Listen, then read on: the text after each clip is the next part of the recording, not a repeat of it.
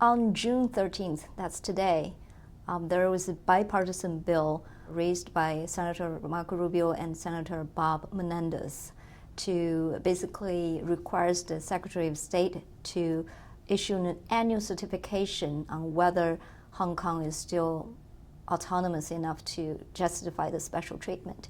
Do you think this bill will be passed? Well, I think most likely if the extradition law passes, the bill will be passed, and I think that would be extremely harmful to People's Republic of China and the Chinese Communist Party because, quite frankly, Hong Kong for China is the window to the West, and that special treatment that Hong Kong receives because of the one country, two systems policy allows them to have access to Western capital markets. In fact, Hong Kong is not subject to the tariffs that are currently on the mainland. So a lot of the things, the benefits that the People's Republic of China gets from having Hong Kong be the window to the West because of one country, two systems, those will be taken away, and it'll be enormously damaging, I think, to the Chinese economy. Mm-hmm. This is part of the U.S. Hong Kong Policy Act. Do you think this act should be revoked under any circumstance? Absolutely. I think it should be revoked if this extradition law passes. Look, the fact that Carrie Lam or any other leader in Hong Kong has to go through a vetting process by the Chinese Communist Party before it can actually be put on the ballot for the people of Hong Kong to elect indicates that they don't have the right to have one country, two systems. In essence, their political system is being controlled by the Chinese Communist Party. The Global Magnitsky Act has been applied to Russians and officials from other countries, but has never been applied to Hong Kong officials.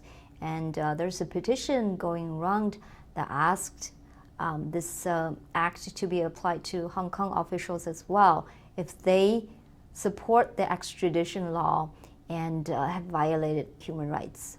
What do you think? Well, I think the Global Magnitsky Act was meant to deal with violators of human rights, and I think that going forward, we ought to take a much broader view of who that applies to. So certainly, if the extradition law results in the arbitrary, capricious, and without due process detention and extradition of people in Hong Kong, or perhaps even international travelers that transit Hong Kong and are then essentially sequestered by the Chinese Communist Party back to the mainland, that's extremely troubling and certainly should be considered. Do you think Hong Kong could be a fuse that would lit the fire that could burn down the Chinese Communist regime? I think the fuse has already been lit, and it really has to do with the way that Chinese Communist Party uses their system of economic, financial, and informational control to essentially erode freedoms, not just in China, but also outside of China.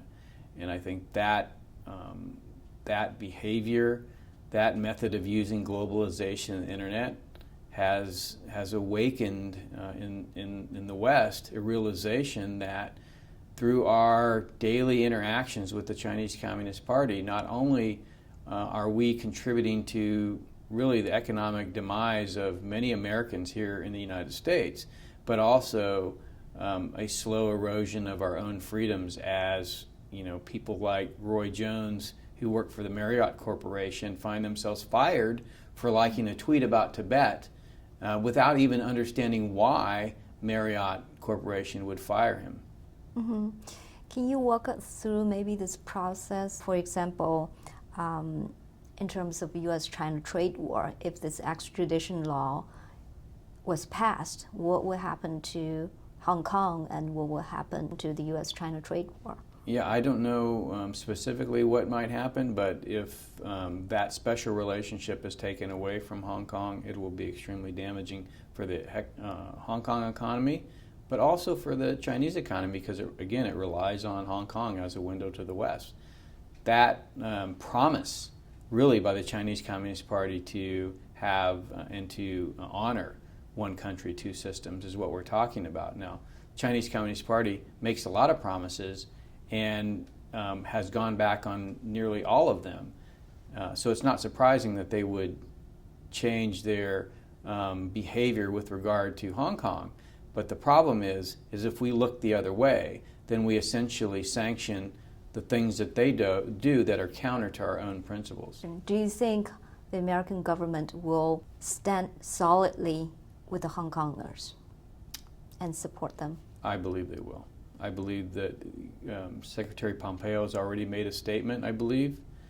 I think that you're going to see not just from the administration, but also the Congress and just people, not just in America, in democracies everywhere, when they see the peaceful people of Hong Kong subjected to essentially the same rules that are applied to the people in mainland China, I think this is just going to be beyond the pale for democracies everywhere. The Chinese Communist Party has been able to hide most of what they do because of how they organize their society within the mainland China. Mm-hmm. It's very difficult right now for them to hide what they're doing to Hong Kong because they still have a semblance of freedoms with free press. So what's going on now is going to be quite visible to the world, and so I don't think the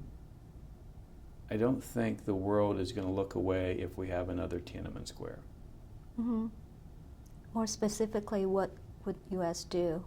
Well, I think you're going to see a continued decoupling of the economic, financial, and trade relationship with Hong Kong.